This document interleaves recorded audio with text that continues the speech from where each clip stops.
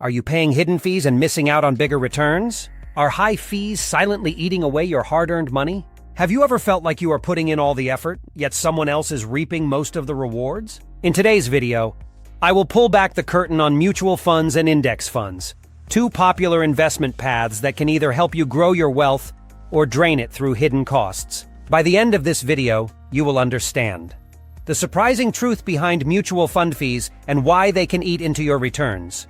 How index funds offer a simpler, more cost-effective strategy.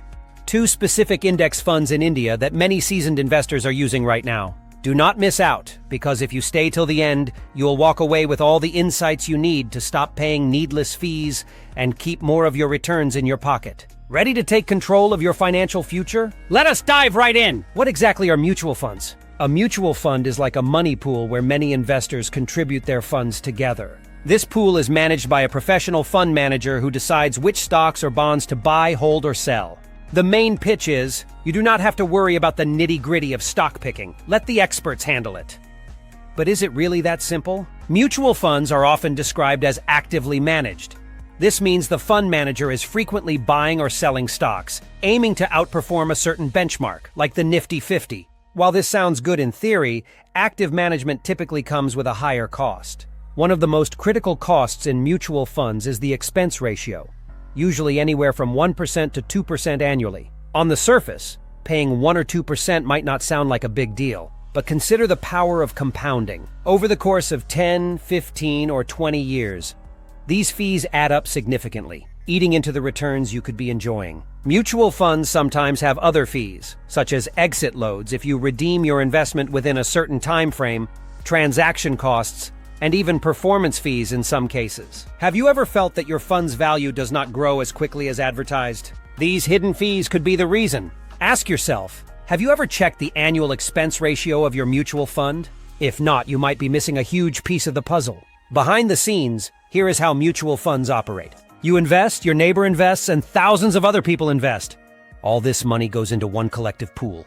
The fund manager studies the market, tries to pick stocks or bonds that will do well, and aims to buy low and sell high. With every buy or sell, the mutual fund might incur brokerage and other costs, and these can get indirectly passed on to you in the form of higher expense ratios. Because the fund manager is actively making decisions, the hope is to beat the underlying benchmark index. But multiple studies globally have shown that a significant percentage of actively managed mutual funds fail to beat their benchmark indices over the long run.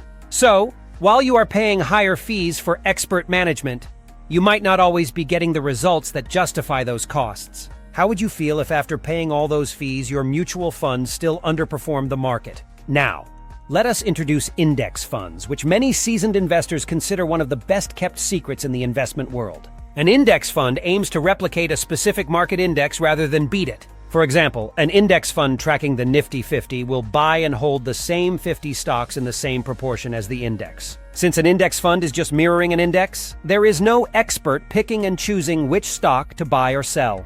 Because of this, you do not have to pay for expensive active fund management. This results in significantly lower expense ratios, often between 0.1% and 0.2%. That means more of your money stays invested and compounds over time instead of getting siphoned off by fees. If you are thinking, why would I settle for just matching the market? Remember that many active mutual funds actually fail to beat the market consistently, especially after accounting for fees. Would you rather pay 2% for a fund that might not outperform the market? Or 0.2% for a fund that aims to match the market's growth? If you are still not convinced that fees matter, let us dive into the numbers. We often talk about the power of compounding in terms of growing wealth, but compounding also applies to fees.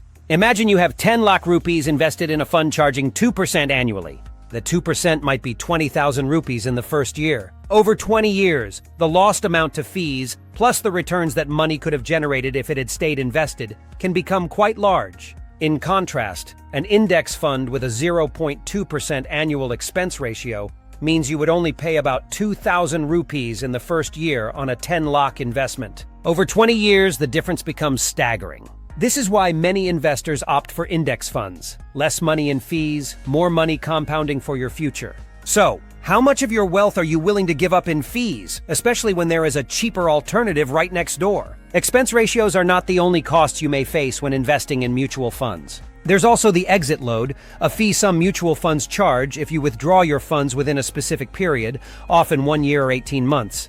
If you need to access your money in an emergency or decide to switch funds, you might have to pay this penalty. On top of that, actively managed funds can incur more frequent trading costs, which eventually get passed on to investors. Some funds even charge performance fees if they surpass a certain target, further reducing your share of the gains. Have you ever tallied up all the mutual fund fees you have paid over the years? It might be eye-opening. Let us now put mutual funds and index funds side by side. Mutual funds usually have an expense ratio between 1% and 2%, while index funds often charge between 0.1% and 0.2%.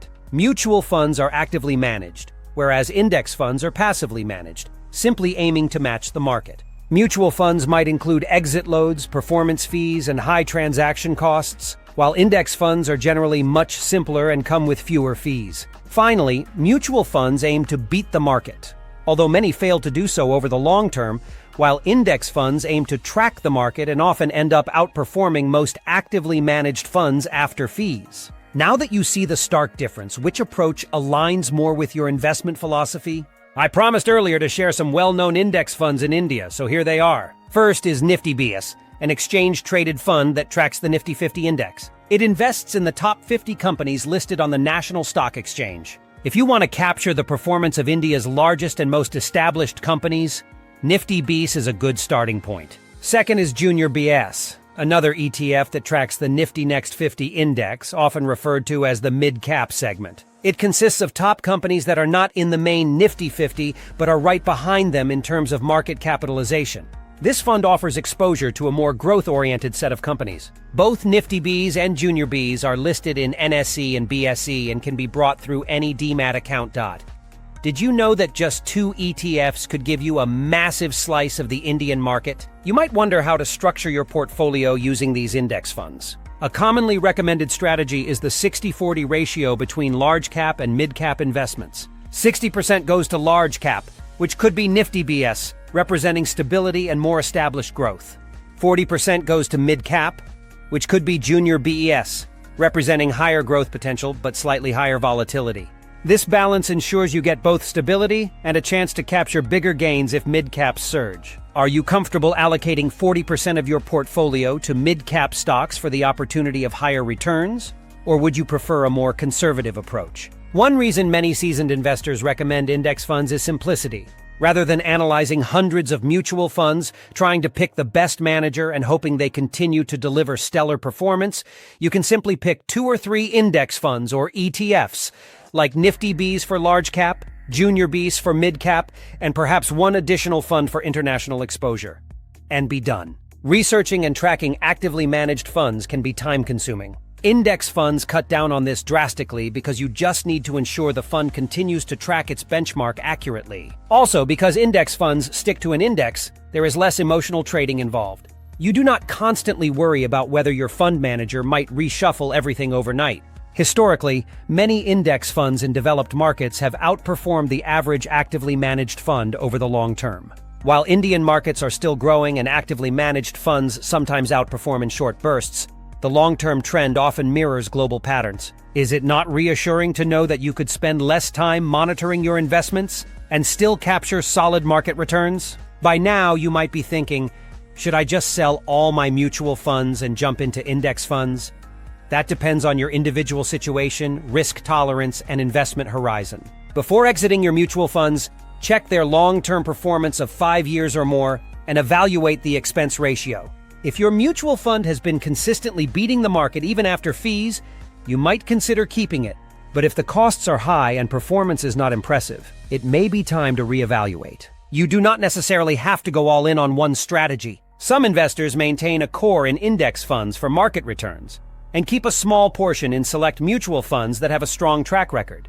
If you are unsure, consult a professional financial advisor to help you navigate tax implications, exit loads, and other considerations. Let us address a few misconceptions that might be holding you back from choosing index funds. First, you might think, index funds only match the market and I want to beat it. But remember, most active funds fail to outperform their benchmarks in the long run, especially when you factor in fees. Second, index funds are boring. Yes, they can be considered boring because there is no daily drama of buying and selling, but boring can be a good thing if it means steady, reliable growth without high fees. Third, some people believe that expense ratios do not make much difference. However, the compounding effect of 1 or 2% in fees over 20 years can erode a significant portion of your wealth. Even a 1% difference in fees can translate into a large sum of money lost over time.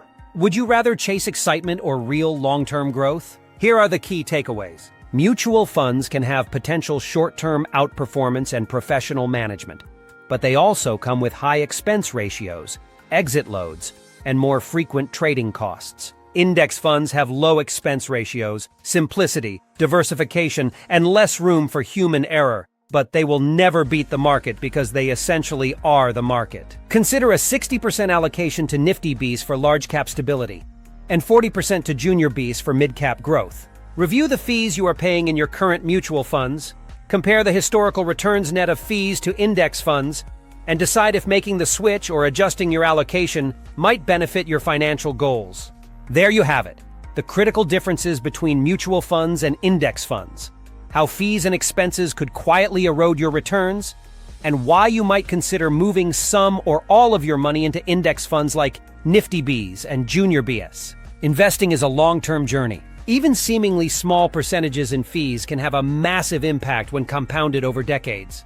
Are you ready to make informed decisions and ensure more of your money stays invested, growing for your future instead of lining someone else's pocket? If you found this video helpful, do not forget to like and subscribe for more deep dives into personal finance, investment strategies, and wealth-building tips. Thank you for watching, and I will see you in the next video.